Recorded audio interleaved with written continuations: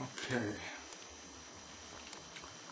March 1945, World War II, I enlist in the United States Navy.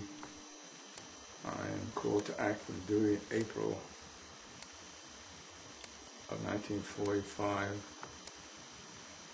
And the day before I was to leave home, Franklin D. Roosevelt died. So it was a very turbulent time in my life.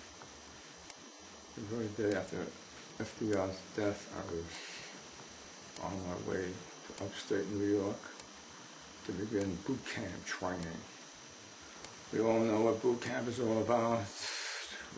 Jumping, running, climbing, getting physically fit, some classroom work, but most of all, marching. Day in and day out marching as a group, obeying orders, to the left flank, to the right flank, to the rear, double time, together in unison as a group, forgetting your individuality, and as I say, acting as a group, obeying orders instantly. That's my take on boot camp. And what was it like? With the barracks, upper, lower, crowded. But, you know, it was livable. You get accustomed to it. A little frightened. Away from home for the first time. But be that as it may, you know, we all got into the routine. And let's see, when we didn't feel well, get up early in the morning and wait online outside the medical office, and the window would open up, and we'd get our little 2 cups, and one was obviously aspirin, the other was water. I mentioned the little window, and that reminds me of our haircut. You know, all recruits get their hair completely shorn, just like it's so popular today. And there was no mirrors in front that you could see. And I got off and turned around to leave. I said, oh, there is a window, a small window. And then there was someone standing in that window, facing me directly. Funny looking guy with no hair. Of course that was me. That window was that mirror, and I was looking at myself. I didn't recognize myself. But other things I remember are like the chow line, mess hall. 6, 7 in the morning.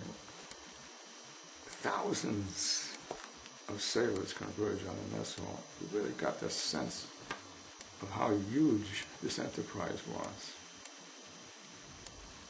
Well, we get our make-believe eggs, coffee, and white bread. I remember running a track 2 miles, running the obstacle course, and swimming. We all had to be able to swim 50 yards. They had a magnificent pool there. I tell you, when I jumped into that pool, it was the most exhilarating experience I had ever known. Well, time marches on, and it's time for us to graduate, and I graduate with within the framework, within the time period, and that's 10 exact weeks. And some of the guys, a good portion, 25, 30%, didn't make it out on time. some were in a hospital, some were sent home, some were sent back to other groups. They were finished late. And then we were in barracks, I recall, waiting for our orders. And a parade came towards us. And it was the new people in our old group who were marching, and gave us a chance to see ourselves as we looked 10 weeks earlier. The company commander was there, and the company commander, being only a petty officer, was not a real officer. And as the group passed, and he passed us, we all saluted instinctively. There were 4 or 5 guys. Every one of us saluted. We didn't have to, but we did. And the company commander recognized every one of us by name. Good luck. Good luck. Good luck, so-and-so. Good luck, so-and-so. That was a fine moment. They continued up the road. They were gone. We never saw our company commander again. And I was off to my next assignment, San Diego, California. What could be better than that?